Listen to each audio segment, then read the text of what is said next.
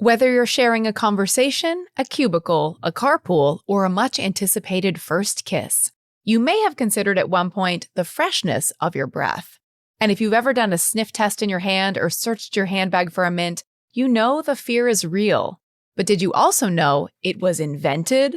While mouthwash has existed since ancient Egypt, it had never been marketed by exploiting a novel insecurity, the dreaded halitosis. What started as a product with no real consumer purpose found its lane in the 1920s and has since exploded into a lineup of 17 products from mouthwashes and toothpaste to Cool Mint Pocket Packs portable fresh breath strips. Turns out bad breath is big business. And that's why this week's On Brand is on Listerine. We're all jazzed up, nearly having a cow. And what's your favorite show? And it's on right now. It's on brand.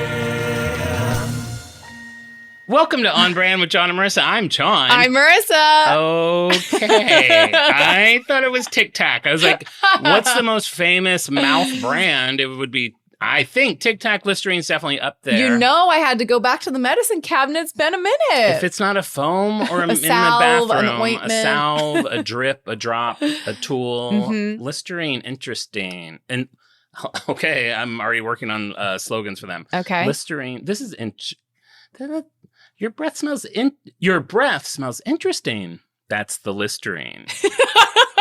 There, something like that. I'm surprised Listerine hasn't gotten into the Doritos like invent a flavor thing, you know, like where around the Super Bowl where it'll be like Buffalo Ranch chicken dip or like chicken gyoza. Who wants to? I mean, I feel like you can only play with the mints. Can you? You've got, and then like you can only play with the mints. You have spearmint, peppermint. That's it. Wintergreen. No, but then they start making up mint. So like cool mint, hot ocean mint. breeze mint, Spicy hot mint. You know you should talk to. The Listerine community is really upset. We lost 2 flavors recently. Let me guess. Chorizo and a hot honey. You know, this would be that. How did they not do that for April Fool's? Hot honey? Because you could do it. It's spicy and sweet. Yeah. An amber strip. Grapefruit rosé.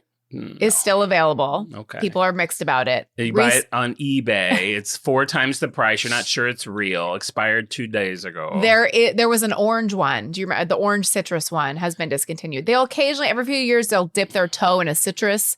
And then the people who like it really, really, really like it. Yeah. And then it goes away and then they're really mad. I don't think I ever need a citrusy mint. It's like toothpaste and orange juice. Yeah. Or Sure. because I'm also not into though I love the physicality of it. A Terry's orange chocolate? A Terry's orange chocolate. Same. I love the physicality. I don't also care love about the physicality. the product, but I love to give it that whack. I was about to say, I think citrus should just be a lone wolf, but then I remembered creamsicle. And I am walking with my tail between my legs. Wait, they can't. Oh, you mean just in products in general? Yes, like only like orange, you glad you're alone? This is how I feel. Orange, you glad you're alone. Do you feel like, I feel like if they're smart, creamsicles are going to become dirty cream. Like, it's like basically same thing. They're going to be dirty cream. A dirty soda? Dirty soda pop. I'm sure somebody's taking a Sunkist and putting a splash of heavy whipping cream in it. You've already got the bar. I'm talking about the physical bars. Oh, like yeah. when you're in the freezer section. Sounds Something's great. going to be dirty there soon. I love it. Since we've talked last, I saw that I think Taco Bell is doing, maybe you mentioned that. Skyline Chili's also doing a dirty soda. Oh, okay. It's like when your parents started saying awesome. You're like, I think I'm going to step back from this trend. Dope. Dad saying dope. Yeah. Well, interesting. I'm excited to learn about this. I have a kind of a dark history with Listerine. Oh. It's maybe a little more off-brand related. Oh, okay. But I will allude to it. Okay, maybe we'll go a little deeper. Actually, we can't because that episode will come out before. Right. It has already come out, and I don't know if I talked about it. That's the fun thing. So, Marisa. Yes. You know how I have an extreme love of dance. You do have an extreme love of dance. Not just watching dance, but me, myself dancing. You do like to put in headphones and have a little groove. I made a purchase last week. Okay. A surprising purchase that not only... A leotard? I'd like to show them to you now. That not only threw me off, okay, but it has given me a new piece of my personality. It's changed the canon of who I am. Oh my God. I know. Okay. I bought a ticket Mm-hmm. to a rave. I'm sorry, what? Jon, have purchased a ticket to a rave. Rave. That's like DJs, EDM, dance music. I think I take a drop of the liquid on my tongue so I can start feeling it for real. Sure. A rave. I'm hoping that we don't any longer use the pacifiers. That was always my least favorite part of the rave. You don't like baby play. I hate baby talk. I hate baby play. I am not into diapers. I want nothing to do with that. The only time I'm wearing a diaper is if I'm waiting to watch the ball drop in Times Square. Mark my words. Baby New Year. So you bought a ticket to a rave. I spent $100 and bought a ticket to a rave. Okay, wait. How did this idea enter your orbit? TikTok. Okay. Maybe I should unfold the paper for you. Great. The rave is being DJ'd by Bjork. Oh, okay. I see. Bjork is DJing the rave during a total solar eclipse. Oh, okay. Yeah. Now I'm seeing where the Jon of it all fits in. Bjork is DJing the rave during a total solar eclipse. I have goosebumps. In Iceland. Jon is going to Iceland. August 8th. See ya. Oh my God. Jon has not left the country, am I correct? I went to Canada when I was a kid, but I've never left the country. I've never used my passport. Ooh, a week ago, I did not know I was going to Iceland. So here's how this played out. So Bjork announced in April that there was a solar eclipse in Iceland. It's the only one happening in Iceland in our lifetime. Oh my God. It hasn't happened in decades. It's not happening again for another 150 years. I mean, this is lighting up so many Jon-isms. Like, it's checking so many boxes. So she announced that, and I kind of half-ass paid attention to it. She's like, I'm going to do this thing. And I was like, that would be cool. Yeah. And then like last Monday, like a week and a half ago, she posted again, like tickets for my DJing Eclipse rave are on sale now. And I looked it up and talk about checking my ticks. You can also buy a VIP package that comes with a signed vinyl. Bjork doesn't sign things. Okay. Wow. Yeah. So I was like, man, that would be cool. Wow. What's the confetti going to look like? I mean, it's outside. I doubt they're probably eco-friendly. Not. So I was laying in bed and I was like, that would be cool. Laying in bed is a fun detail. I really was. Literally in jeans in bed scrolling. And I was like, that would be cool. That's not who I am. I'm busy. I don't. That's not me. And I kind of forgot all about it. That's Monday. And then you saw your letterboard in your bathroom. If you want a different life, you have to do different things. I wish. I go to the bathroom now and it just says apostrophe V and I. Are the letters still on the floor? They're in several piles. Several piles? It takes me a minute to get to things. So Friday, I'm scrolling through my socials and Bjork's story comes up and it just says really big letters, sold out. And I was like, that is she talking about the thing? And it's like you didn't know you wanted it until it was gone. And then it was gone. And I spent I had to work, but I spent the next few hours and it was really it really brought me down. I was like, why didn't I just do that? Yeah. I was like, I keep saying I want to travel. Iceland's one of the places I've always listed as first. Yes. Bjork is there during an eclipse. And I was like, meh. And the signed vinyl doesn't hurt either. Signed vinyl doesn't hurt, but it's not like going to the Grove. It's like a lot. And I don't have a partner, so it's like I have to figure it all out. Yeah.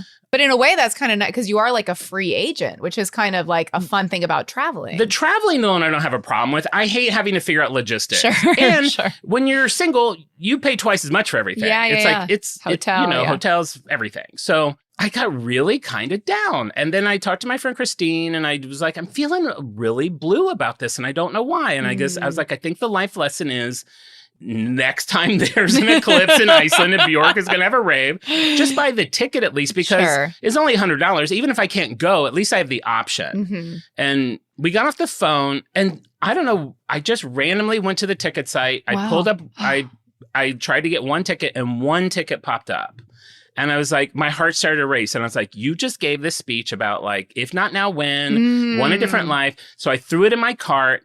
I spent the next half an hour trying to buy this thing. I just kept getting multiple errors. I was like, it's probably not actually there. Yeah, it's like alarm. A ghost ticket. And then like, it wouldn't tell me what was wrong. It just said bad error, like bad. No, you can't. No, you loser tried. Nope. And then I was like, you know what? I remember sometimes when I'm dealing with like foreign entities, they don't like Discover. My Discover card. Oh, interesting. So I switched my Discover card to my Visa, and it was like, congratulations, we'll see you at the rave. And I was like, oh my God, I could cry. I'm so happy for you. My heart started to race. It's like, are you kidding me? So long story short, I did no pre-research. Amazing. People have been planning this trip for 2 years for the eclipse. Everything is sold out in Iceland. No. Everything is, there's Airbnbs that go for $20,000. Oh my God. On a note. So wait, what time of year? That's end of August. What's the middle weather? of August? What's it's the gonna weather be 50s, like? 60s. I think it's ideal. Great. It's a month before you have a better chance of seeing the Northern Lights, which I would stay for a month. A month, John's month in Iceland. Why not? Why not? I mean, really, why not? You have no fish to feed. Like, go for it. Spend a month in Iceland. I figure out some 4 Icelandic brands to do. Write it off of my taxes. Sure. So what I meant when I said this has now changed the Canada me, because I do want to travel a lot. Yes. Wait, so now you want to travel a lot. So now this is like unlocking like... Well, I think this will unlock the thing. I think what will motivate me now to be a traveler is declaring I am an eclipse chaser. Egypt 27, bitch.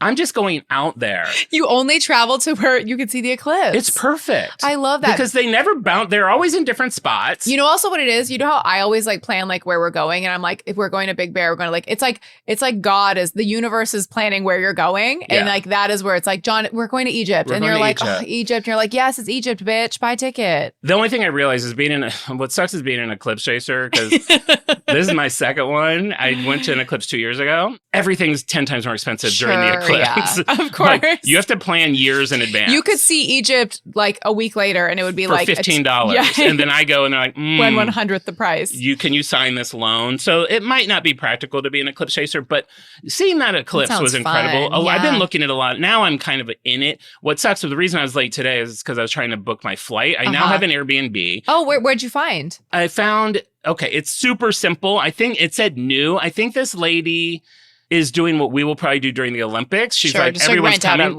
So she basically has a room attached to, I think, her house. It's so bare bones, but it's a bed and a mini fridge and everything that I would need. No TV, but I'll use my... You won't need... You'll be fine. But like, you're going to be out. You're not going to be laying in bed in Iceland. And it's expensive, but it was like half the price of the cheapest one I could find. Yeah, that sounds great. And she's super nice. And my friend Marsha talked me through it. Everyone's been so kind. Marsha loves to travel, and she's like, traveling solo can be scary. I was like, I'm a little scared just because of the unknown. I like to know what I'm doing. She's like, Iceland is the ideal place to go first as a solo trip. Everyone is nice. Yeah. There's no crime. You drive on the same side of the road. Yeah. They all speak English. They all speak English. It's all, she's like, it is like such a baby step into travel. That's a really good point. It's such a beautiful place. It's going to be gorgeous. So I'm going for 6 nights to Iceland. God. I leave August 8th and get back the 15th. I can't believe it. And I was going to buy my ticket today. And I started last night to buy this ticket, and I kept getting errors, and then this morning kept getting errors, and I don't have my ticket yet, and now I'm worried I'm gonna have to buy a much more expensive ticket than I thought. But I'm just kind of putting it all up to like, it'll I'm already work out. in it. You're Money in it. comes and goes. Yeah. If not now, when? Like I really was like, I mean, what are we waiting for? I'm talking to people that are like 10 years older than me, and I'm like, they seem like it would be much harder for them to travel at that age. So it's like, I got to start doing this. I feel like this is going to like fundamentally change who you are. That's what I keep telling people. I was like, I feel like this is going to be it's like before Iceland and after Iceland, and it's like you're gonna come back like, hey guys. Marisa. Did you say the same thing? No, but when you said that, you know what I just realized I'm doing? What? I'm going on the ice-capade of a lifetime. To the motherland. I'm going. Are you crying? No, but that's so perfect. The ultimate ice-capade. It's probably one of those places that hates ice. I saw one post on Reddit that was like, the only thing I didn't like about Iceland is they're very Pepsi forward. And I was like, cancel, delete. Your whole luggage is just Diet Coke. Oh my God. I'm trying.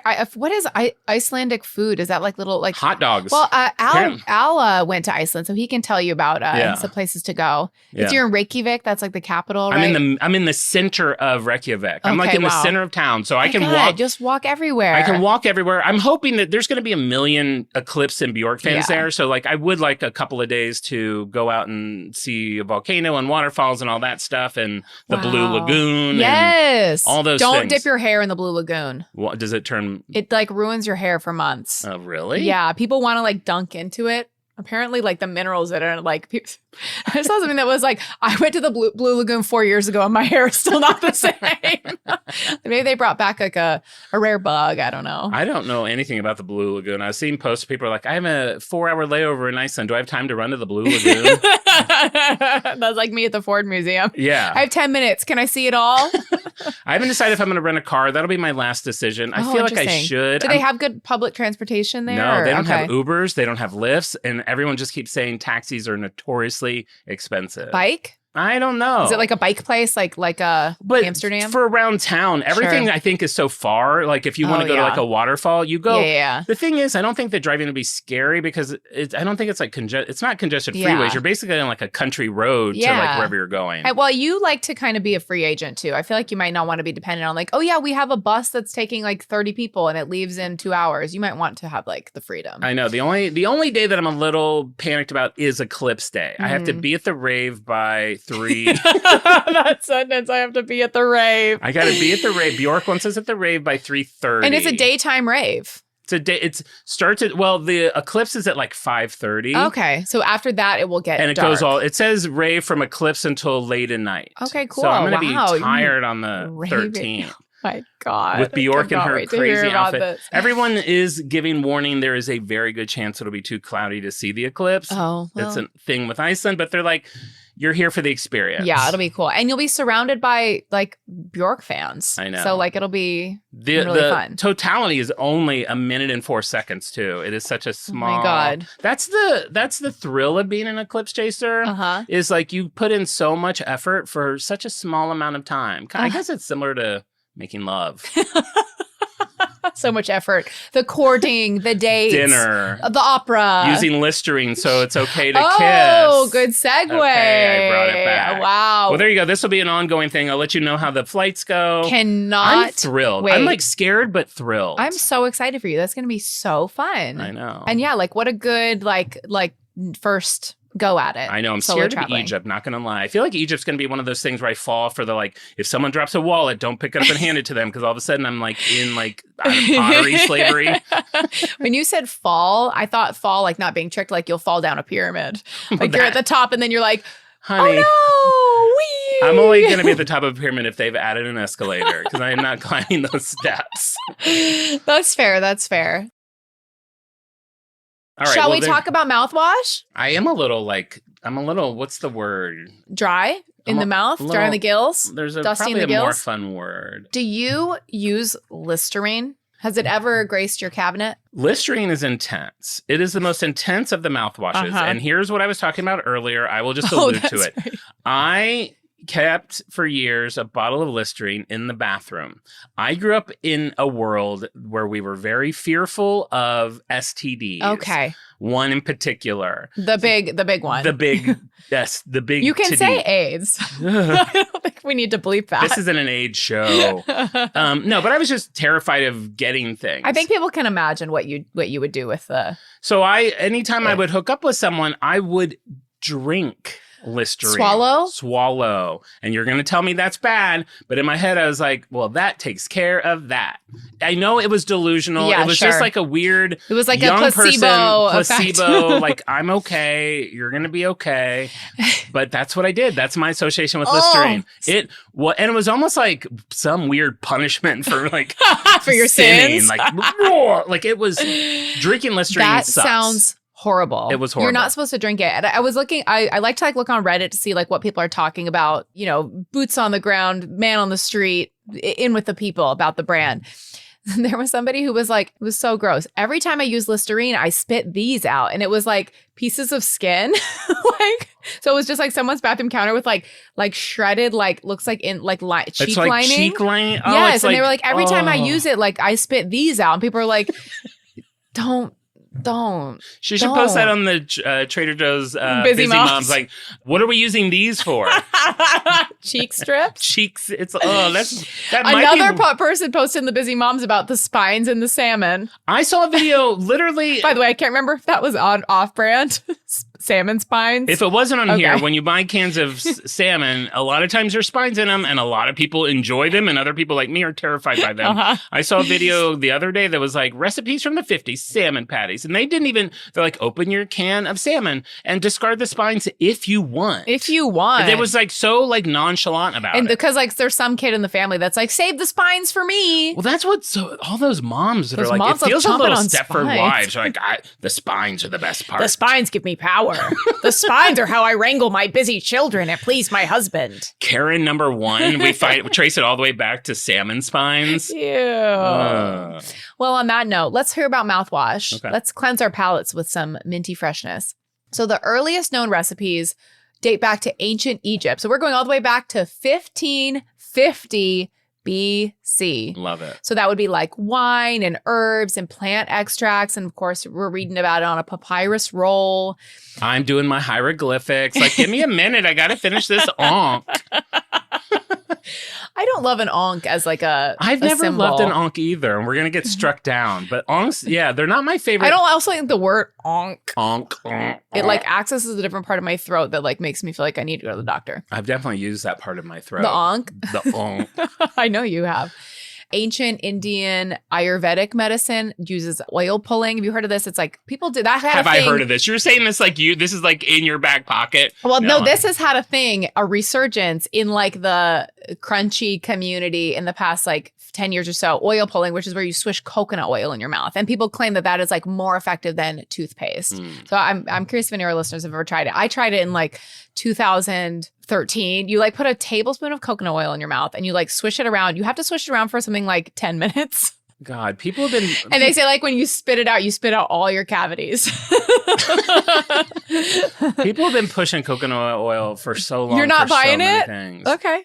I mean, maybe it's there. The Chinese had oral rinse formulas in 2700 BC. The Greeks are rinsing with wine and salt. Those Greeks, they'll use any excuse to put wine in their mouth. Yeah.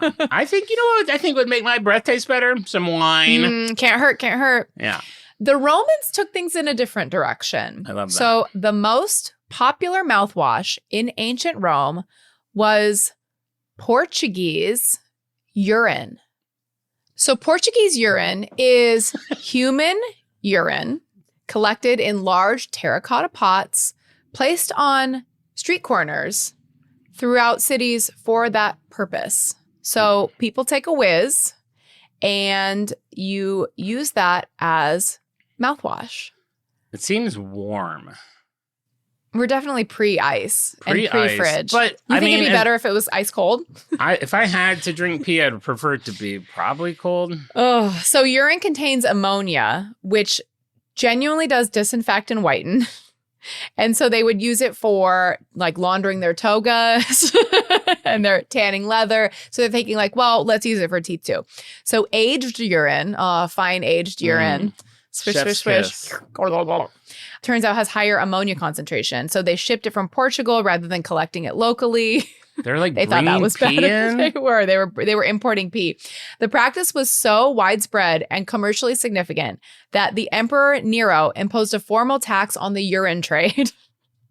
I have never heard of this. It was called the Vectigal Urinae. So when his son Titus complained that the tax was undignified, Nero held a coin to his nose and said, "Pecunia non olet," meaning money does not smell. The phrase is still used in Latin today. The origin is the tax on whiz. PP. There you go. The first major scientific breakthrough came in the 1680s when a Dutch scientist the father of microbiology, Antoine von Leeuwenhoek.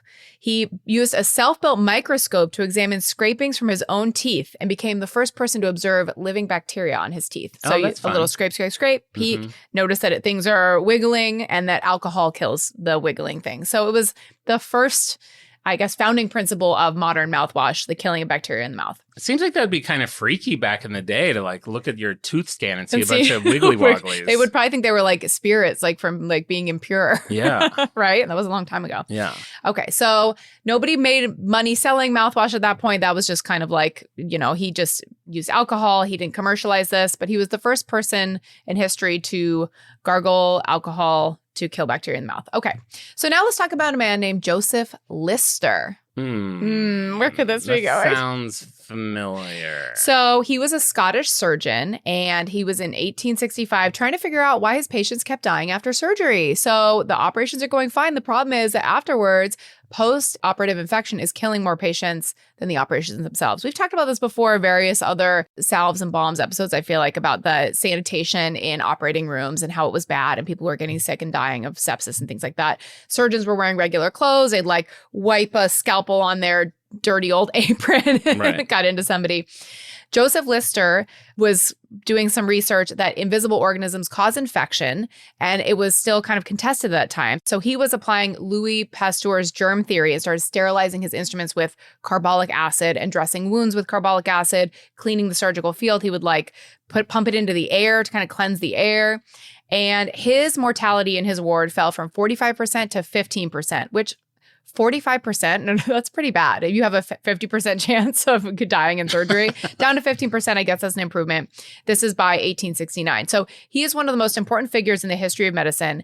And he also had nothing to do with mouthwash. It was the name Listerine is an homage to him. Oh, I like that. So in 1879, a St. Louis doctor named Joseph Lawrence, Joey Lawrence? Do you think it's the same one? Whoa. Talk about a whoa. Pull over. Joey Lawrence. Imagine him. Tight leather jacket. Exposed. Glossy lips. Smooth chest. Smooth tan chest. Frosted hair. So tight the face. Bounce a quarter off it. Okay. It's fun to imagine it's Joey Lawrence. So we'll just imagine it's him. Joey Lawrence is inspired by Lister's work, and he makes an alcohol-based antiseptic that he names in tribute, calls it Listerine. Joey Lawrence licenses the formula to a local pharmacist named Jordan Lambert. It's also funny, the name Jordan feels so modern. Like an 1800s Jordan feels so... It does feel very... Because Jordan is like really popular. You have Jordan Sparks. Wait, Jordan is a new kid on the block, right? Jordan Knight? on the Block is... Jordan's one of them. I used to know all of their names. Really? Yeah, just it was a stupid piece of trivia that I could do. Now I can't remember them. Oh. Well, Jordan and Joey Lawrence do feel at the same time. So we'll imagine a new kid on the block when you're picturing Jordan Lambert. Okay. So he was a chemistry-trained businessman who believed that this alcohol-based antiseptic is very special and it needs to be marketed appropriately. So he has this very novel, revolutionary idea to print the full ingredient list on the label. This is a time where medicines conceal their contents, 90% rat tails. Lambert made Listerine the first product in American history to display what was actually in it. Pretty crazy. So he founds a company called the Lambert Pharmacol Company, begins selling the formula. He dies in 1889, leaves the companies to his sons. He never even learned how good Coke would be. I know. Can you imagine? We got to see him on the timeline to see what he missed. He missed a lot. 1889. I don't think he ever saw a light bulb. Did we have light bulbs? No, he definitely didn't see a light bulb, okay. And he never saw Diet Coke.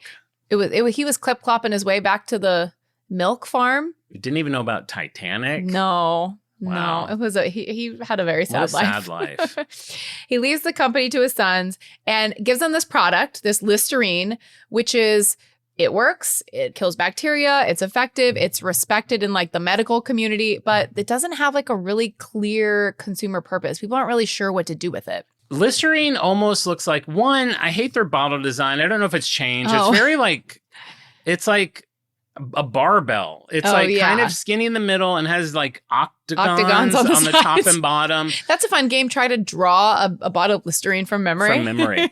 There's some kid that I keep seeing on TikTok who can draw every logo in chalk on the driveway. I think it might be like an autistic thing. Yeah. But pretty talented. Listerine seems like it could have fallen in the path of Dr. Bronner's, where it's like, yeah, you can use this as mouthwash, but you can also like clean out your car engine, like do all these other things. Oh, for sure. Yeah. It used to come in, speaking of the bottle, the glass bottle was discontinued, I think, in 96. It used to come in a glass bottle. That's what also made it seem more medicinal, I think. Yeah. Because it was in like an apothecary bottle. I know. We need to bring back the apothecary. I love a glass medicine bottle or a metal medicine tin. Yeah. I like the old-timey medicine Old-timey tins are awesome. So the formula works. It's made of eucalyptol, menthol, methyl salicylate, and thymol. So an alcohol-based antiseptic with genuine germicidal properties. This is feeling very Vicks Vapor Rub, which is, I feel like, around the same time, probably, too. Yes. They just combined all the minty things into one thing. One of them made it a liquid. One of them made it a salve. It's that menthol. That menthol is doing a lot of heavy lifting and making you feel like something works. Yeah. So it's germicidal, but in service of what? Like, what are we taking germs off of? Like you were saying, it's like, what can we use it for? So this is the question that haunts them for the next 4 decades. 40 years before someone's finally like, F it, I'm going to drink it. I'm drinking it. No. Kiss me. So Lambert and his sons, they try everything. It's sold as a surgical disinfectant. It's fine. As a wound wash, also fine. Then it starts to take a turn. They start to get a little sassy with it. A cure for gonorrhea. A cure for diphtheria, a cure for dysentery, for smallpox. This is Vicks Vapor. They went through all of these same things. Very similar. Everyone's just flicking things at these diseases. Right, and seeing like which it actually works. Dandruff, that one had a 20-year run where people would soak their head in Listerine and say that it'd do it like every day for 2 weeks. Now, like, your dandruff will be gone. Great. So none of that gains very meaningful traction. It's not really connecting with the market. The product is respected in medical circles. Doctors are using it. It's used in operating theaters where like people watch surgeries, dental offices. But to the general public, this is like invisible. This is just like for medical field. In 1895, Lambert Pharmacol begins marketing it to dentists specifically as an oral antiseptic, and in 1914, it becomes the first prescription product in the United States to also be sold over the counter. Interesting. So it's now officially, okay, we figured it out. It's a mouthwash. It's a mouthwash. Nobody cares. Nobody knows about mouthwash. Well, to be fair, Titanic just sank 2 years ago, so they probably have their mind on more things than like, I need fresh breath. That's a really good point. Anytime I see anything of this time, like a period, like movie or TV, my thought is just how stinky everybody is. Oh, yeah. Those asses. The breath. That's the first thing you think of? I think of like just general BO. Why you always go straight to the butt? A stinky crack? Why is your face down in it? You know why. The revenue in 1921, this is 42 years after the formula was first mixed, is $115,000 a year. So that's only to the medical field and dentists as mouthwash. So now we have Gerard Barnes Lambert. He's Jordan's grandson. So he's born in 1886. He grew up in this like successful pharmaceutical company. The money came with it. He's kind of like, God, who would play him in a movie? He came from money. He went to Princeton, class of 1908. His diploma was hand signed by Woodrow Wilson. Heard of him? Studied architecture in Columbia, fought in World War I. He was just like a rich guy that came from his big pharmaceutical family, and he blew all his money, basically. He rented 6 homes in quick succession. He built a 192-foot tall mansion in Princeton with 8 columns. This is how crazy he was. 8 columns that he constructed and reconstructed with such obsessive precision. Maybe he was a Virgo. He would erect one, take it down, shave off half an inch, put it back up, shave off half an inch, put it back up. Yeah. This feels he might be a double Virgo. That seems a lot. He spent $500,000 on this like township in Arkansas, and his family money was real, but he just basically was like, he just blew it all. He was like a rich kid who was like, had too much of a trust fund. By 1921, his personal debts were about $700,000. So he had spent beyond his means, and he needs to kind of turn something around. That's like $30 million. I know, right? That's a lot of money. So he went to work for his family business. Within 2 months, he's the general manager. 2 years, he's president. And this is when he changes the game of Listerine forever. So Gerard Lambert attended a meeting with a Lambert pharmacal chemist. The chemist uses the word halitosis in passing. And Lambert stops him. He's like, wait, what's halitosis? The chemist explains, it's the medical term for bad breath. In passing. He's like, I'm going to go grab a sandwich. Halitosis. He's like, halitosis. Well, who said that? Halitosis. Halitosis. Maybe he was like, sorry about my halitosis. He's like, oh, no, I don't mean to use medical mumbo jumbo. Bad breath. You're going to want to stand back. Halitosis. That's how it would be in an 80s commercial. Suffering from halitosis. It would be. So Lambert, he takes a second. He's quiet for a moment. He thought, he wrote an autobiography in 1956. And he said, maybe that's the peg we can hang our hat on. This was a time where men wore hats everywhere. Halitosis peg. So the word halitosis had existed since at least 1874. It appears in like obscure medical books, and it's described as the breath and the diseases which give it a fetid odor. Fetid is, I don't love fetid. I don't want a fetid odor anywhere near my mouth. I don't like fetid. Can I just really quickly? Yeah. Supercalifragilistic halitosis. That's fine. Thank you. So nobody outside medical circles has ever heard the term halitosis or ever used it. I mean, we know what that means now. Yeah. We've heard of it now. Of course. Lambert and his collaborator, copywriter Milton Feasley, take that word halitosis and make it, via marketing, the most dreaded condition in all of America. So there's some internal debate, like, can you even talk about this in advertising? It feels like such like a delicate subject. It's like, I don't even know what would be today. Like, what would be delicate? It's like vaginal odor. It's like something that's like so like, can we like put halitosis in a magazine? It like seems like so embarrassing. Yeah. And he's like, no, trust me. He forms an advertising agency specifically for the marketing of this product. He doesn't trust anybody else with it. He's like, put me in, coach, I'm ready to play. Lambert and Feasley. So that's him and the copywriter, Milton Feasley. So him, they're like, we're going to become ad men to launch this product. Launches a national campaign in major magazines. The ads feature forlorn young men and women. So you see like attractive, charming, eligible bachelors and bachelorettes who cannot understand why their romantic lives are failing. But the reader sees the reason: halitosis. The subject cannot. So there's the most famous ad is it depicted with stink lines?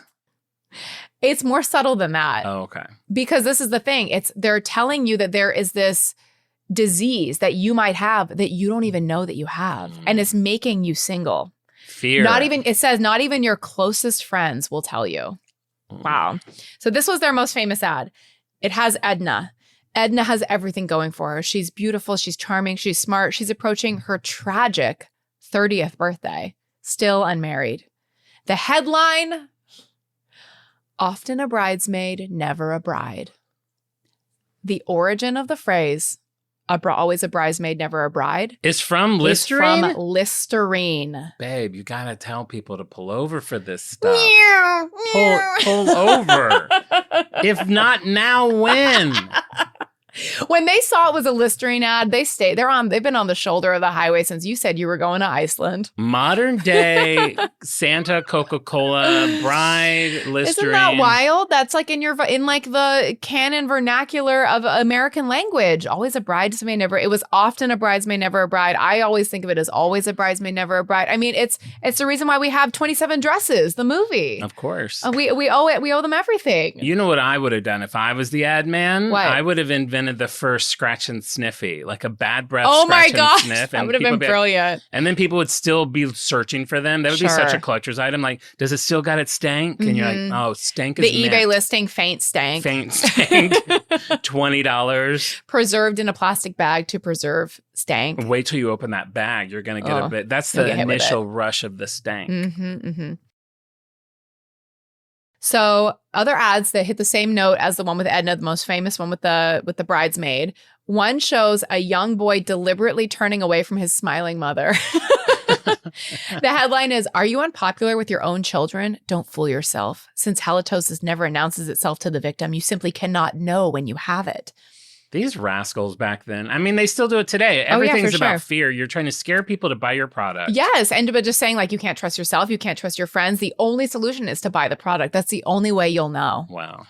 So here it is in the numbers. Like I said, 115,000 in 1921, over 8 million in 1929, the equivalent to approximately 152 million today. So in just a few short years, they were able to increase profit 60 times in 5 years. Wow.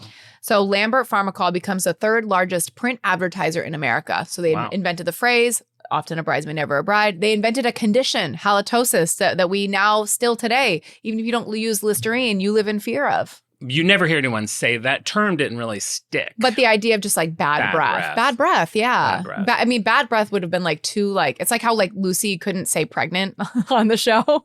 Expecting. I mean, what a world. Bad breath. And don't you always think about it anytime you watch a TV show and people kiss right when they wake up? Yes, every time. Roll over and kiss. No, I'm never doing a first morning kiss. No. Give me a little strip. Do they still have breast strips? They do still have the breath. Did you ever take the challenge where you ate the whole pack at once? Why would I do that? For fun. It's wasteful. For esteem with your peers. I love that. I'm like, why would I ever do that? I was too busy drinking Listerine to try to prevent AIDS. I know. I feel like that might have maybe worked a little bit better. So Jordan Lambert, the genius behind the campaign, he sells his holdings in 1928. He's seeing the writing on the wall. The stock market is about to crash. He exits at his peak. He clears his $700,000 in debts. He walks away quite wealthy. He retires briefly, then becomes president of Gillette Safety Razor Company. I'm sure we'll talk about Gillette at some point. When we're in the bathroom. You will. He turns Gillette around in 3 years by developing the Gillette Blue Blade. And then he retires permanently. He's like, you know what? I'm done. I've worked hard. I need to chill. He sails yachts, collects art, practices amateur archaeology, which I think is just sitting in the backyard with a shovel. A little brush. He writes a mystery novel and then eventually writes his autobiography. What was his mystery novel? Do you know? Murder in Newport, published in 1938, if anybody wants to read it as a companion piece to this episode. That's for the hardcore fans. Read Jordan Lambert's mystery novel. If you really are a brand freak, I want a book report on my desk by Monday. We have to start assigning supplemental reading. We should. A little homework. Has nothing to do with the brand, but maybe just give you an insight into his writing style. Or you could read his autobiography, All Out of Step, A Personal Chronicle. The worst name for an autobiography you could ever imagine. All Out of Step. But All Out of Step, I mean, wouldn't that be for like Bob Fosse? It's like you have nothing to do with steps. That would be great. All Out of Step? Bob Fosse was so mad when he was like, when it was taken. All Out of Step is taken. It was by the Listerine guy. But even then the subtitle, A Personal Chronicle, it's like not even like a thrilling story. It's a personal chronicle. It's like such a mosey of a story. Yeah. I have some notes. This is just a fun little aside. His daughter, Rachel, known to everyone as Bunny. She was born in 1910. She's the oldest of three. They're so rich at this point. She's just like a fancy little bun. One of her closest friends is Jackie O. Wow. And Bunny ends up being a celebrated horticulturist and garden designer. She becomes one of the most significant figures in the 20th century American cultural life, social scene. She's like one of those like it girls. Everyone knows Bunny Lambert. And she, in 1961, personally redesigned the White House Rose Garden. Okay. R.I.P. But she designed it, and she died in 2014 at age 103 at her 4,000-acre estate in Virginia. I feel like wasn't Bunny the name of the socialite on Sex and the City? Like, the Mitzi. Who falls out the window? No, that was the chick from Third Rock from the Sun. But what was her name? Bunny. She got like, never mind. I know. I remember. Was it Bunny or Mitzi? It's one of those. One of those kind of like, it's like such like a well-to-do like, socialite kind of name. Party. Yes. That was totally Bunny. I'll see you at the party. Like, I feel like my new rose garden is finished. Like, are you coming by to check it out? We're having a big bash. Everybody's going to be there. Salmon sent in from Alaska, and we got some of that Portuguese pea. Everyone's going to be drinking as an homage to my daddy's business. So 1927, they've targeted halitosis. Lambert Pharmacol turns its attention to the next logical application of an oral antiseptic, cigarettes. Perfect. In 1927, the company launched Listerine cigarettes. What? I've never heard of this. Is cigarettes to give you good breath? That menthol? Are they just menthols? Well, it has the antiseptic in it. So you're breathing in. I mean, it has menthol in it. Yeah. So it's like adjacent to a menthol cigarette, but it has antiseptic in it also. So their thinking was that it would be like disinfect your mouth while you were smoking. I mean, you're already in there. You may as well do a little spring cleaning. Two germs with one puff. You can use that. Merch. For them? In 1927. So they didn't really offer any explanation as to like how or why this would work. And the product was discontinued in a few years. But that would be a fun flea market find. Yeah. An unopened pack of Listerine smokes. I wonder if that's on eBay. I'm going to check. Oh, yeah, that would be fun. Listerine cigarettes. Did they have a name or were they just called Listerine cigarettes? Listerine cigarettes. Wow. They did not really get too creative with it. That's one of those things that like to find it would be so rare because who buys a pack of cigarettes and doesn't smoke it? You know what I mean? Yeah. It's like nobody's buying it to save it. This reminds me, though, because there's one of these. Did Listerine used to come wrapped in paper? The bottle came wrapped in paper. I remember that paper, tissue paper. Kind of like butcher paper. Yeah. That's a fun little, maybe I need a vintage Listerine bottle. They're not that expensive. I should close You're saving up for your big trip. I know. I got to pull back on the splurgies. So throughout the 30s and into the 50s, advertisements now were like, because now people know about Listerine. So now they're kind of getting a little sassy. Like when they were trying to figure out what to use it for, they were getting a little spicy with like what they could say it worked for, like gonorrhea or dysentery. Now people know the name Listerine. So now they're like, well, what else can we sell people for? So they're back to dandruff. They're like, douse full strength dandruff onto your hair, massage it vigorously, repeat for several days.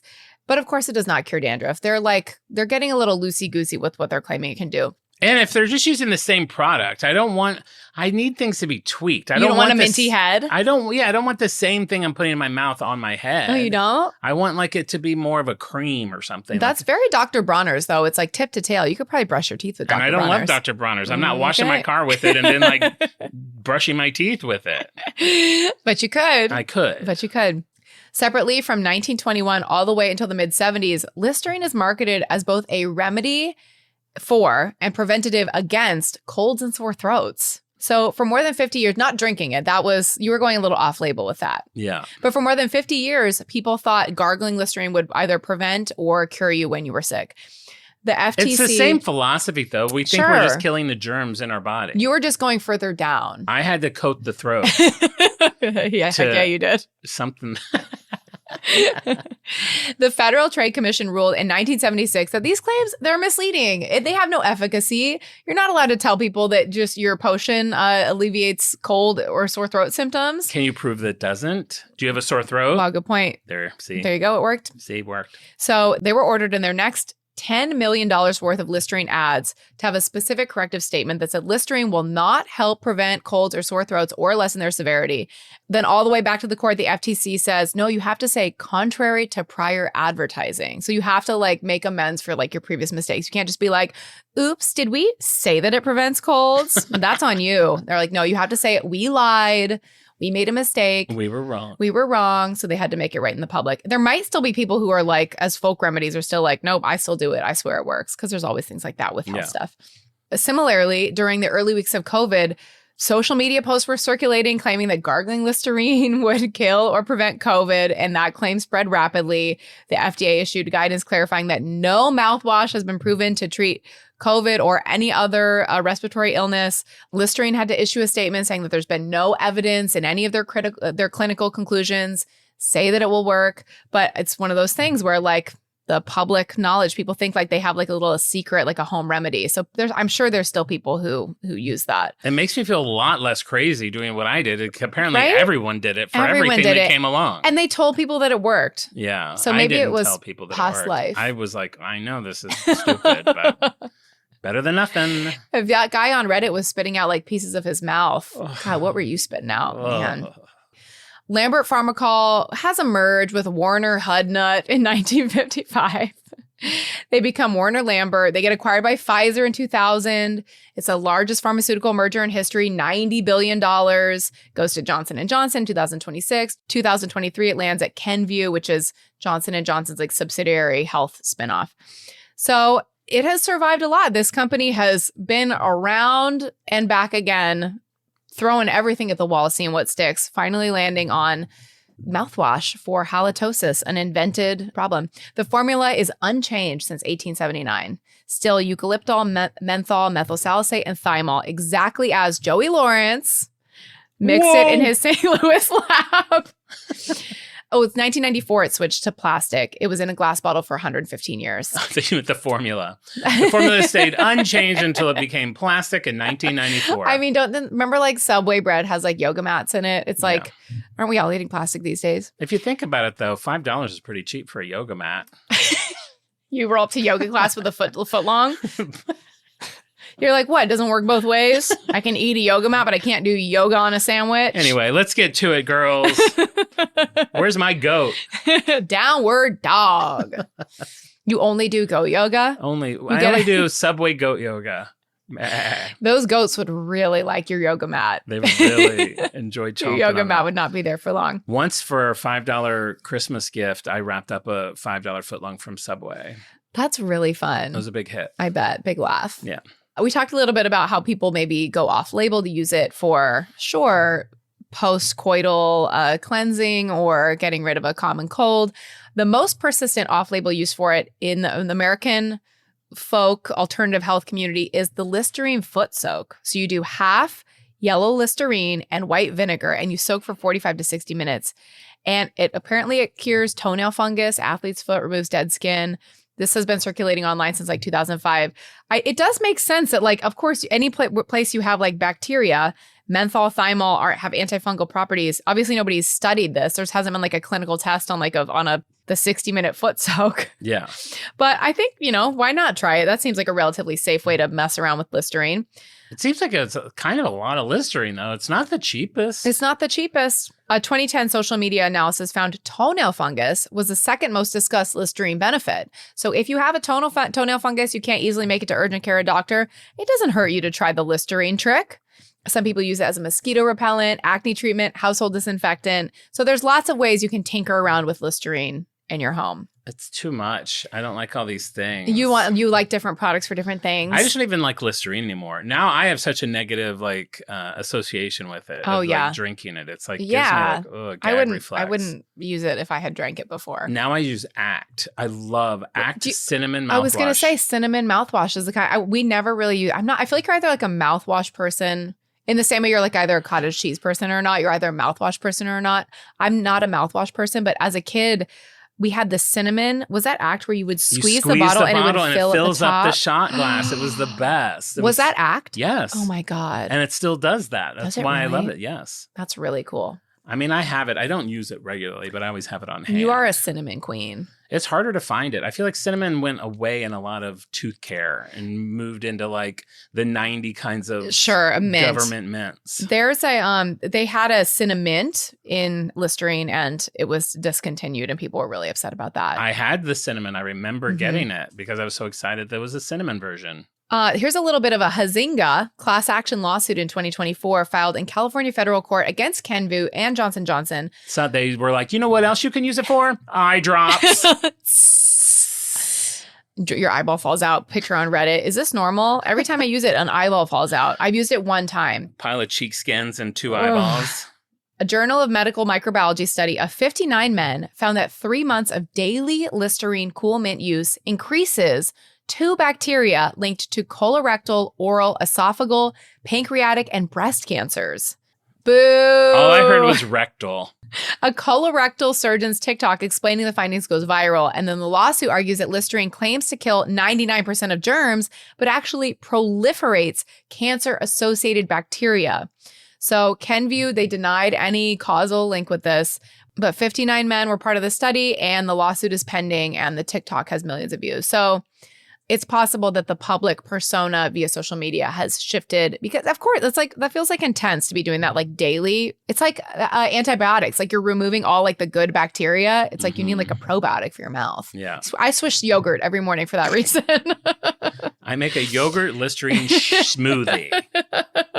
I gargle it, tablespoon of coconut oil. I soak my feet in it. Shot of Portuguese pea. Portuguese pea and a spoonful of cottage cheese for the protein.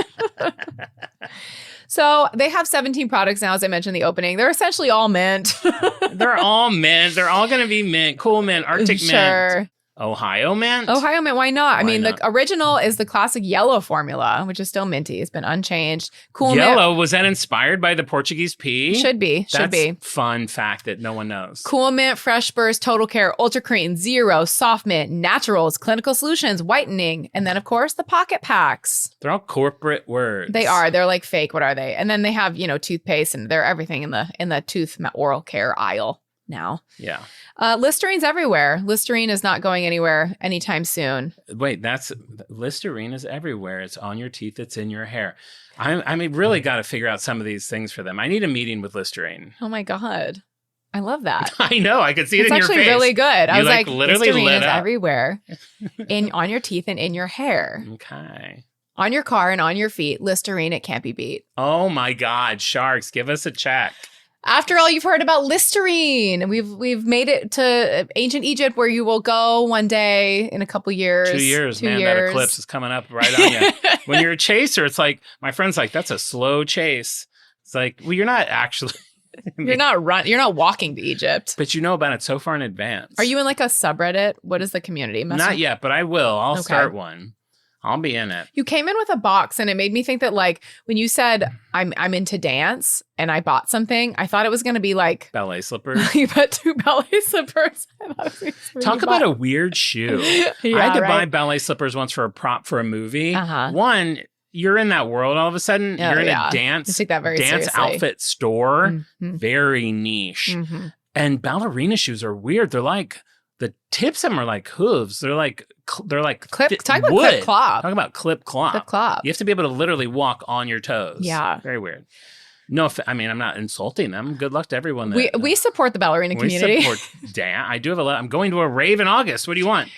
Is Listerine on or off brand for you?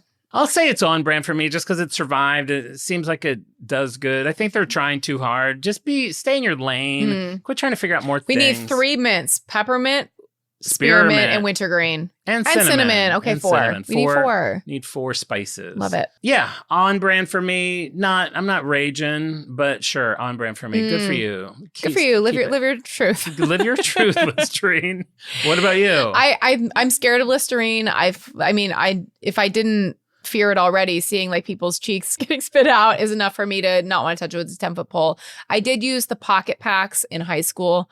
I used to use the strips. Yeah, the strips. That's what they are. The little like papery things. Those are fun. That was a fun. They're fun. I don't feel like one. Maybe it worked. If you like left it in your pocket for too long, it would like merge into like one clump, which was kind of fun. You take a little nibble off the corner instead of separating them into thin sheets. That doesn't seem great. Listerine's also one of those things. No matter what estate sale you go to, you're gonna find some decade version of Listerine. Well, there you go. That says it all. It's in every. I'm sure in every under cabinet. What do they call? You stay out of my under cabinet. That Listerine is private. Yeah, every medicine cabinet. That says it all. The longevity. If you think of mouthwash, it's the one that comes to mind. Sorry, Act. Though I do love your cinnamon receptacle. I love your bottle design. I hope that ended up in MoMA. Yeah. So it's on brand for you? No. Oh, not at all. Not even a little? I appreciate the legacy, and I love the advertising. Okay, so it's a medium. Well, so yeah, it can be on brand, but not hard. Yeah, it's on brand, but I wouldn't use it. But I do like the story, and I like the ads. I'll post those vintage ads on our supplementals. You can see poor Edna. Always a bridesmaid, never a bride. I mean that alone. That seems like something Josepha Hales would have come up with. For sure. Sorry, she was too busy coming up with the white wedding dress herself. So she couldn't do it all. All right, well, that's it. Fun show. Thanks. Learned a lot. Pulled over. Sorry if I didn't warn you to pull over, and you are now laying on the side of the highway. In a ditch, listening to Bjork, wishing you were going to the rave. Oh, man. All right. Well, before we head out, you know what we got to do? Give a shout out to all of our freaks of the week. And there's a bunch of extra ones this week. I found... Extra? There's some extra ones this week. I found in my Instagram a hidden folder of message requests. What? That had 4 people in it. 3 of them, I'm going to give shout outs to. Wait, where was it? It wasn't under request? It was under request, but the request was empty, and then it was like hidden request. Oh. I don't know why they were hidden. Weird. But... Crystal Thompson, Kale Taylor Thompson, not related. Oh, okay. I was like, this married couple did something wrong. And I was like, Kale, do you know Crystal? And he's like, no. Well, they could have been like 23andMe. Like, you might be. Maybe. And Rachel Mead. So not only were they hidden, they had all multiple times guessed the Insta egg without me replying. And so when I replied to Crystal yesterday, I was like, sad. I just found your thing. I'm so sorry I hadn't replied. She's like, I don't care. I figured you were too busy to reply. I was like, I replied to literally everyone.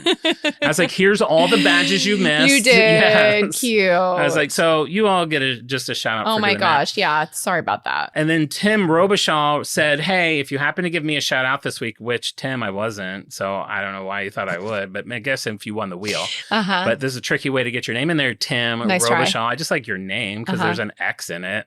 You said, please give a shout out to my daughter, Van. She also plays the Insta Egg game. It's her 12th birthday today. Oh my Thanks. gosh. You guys are the best 5 stars. So happy birthday, Van. Happy 12th. Happy birthday, Van. Oh, 12 is such a good age. Enjoy your last year before your teens. Yay. How fun. What's the party? Is it roller skating? Titanic. Did you see that video going around of the Titanic themed birthday party? No. Unreal. Wait, for like a kid? Yes. They're like, not on my bingo card this year. Kids Titanic themed birthday party. And these people were rich. Like Titanic, like the movie or like the ship? The ship. And I'm sure they're kind of intertwined now because we know the movie has become what the ship was. Hire a Leo impersonator. Yeah, there was like an inflatable Titanic sinking in the yard. Like so many like nice little touches. Oh my gosh, how fun. So Van's like, I'm not having a Titanic birthday party. Well, happy birthday, Van. Enjoy your Titanic themed birthday. Can't wait to hear all about it. Hope it doesn't sink. Okay. All right, but for real, let's see who our real freaks of the weeks are.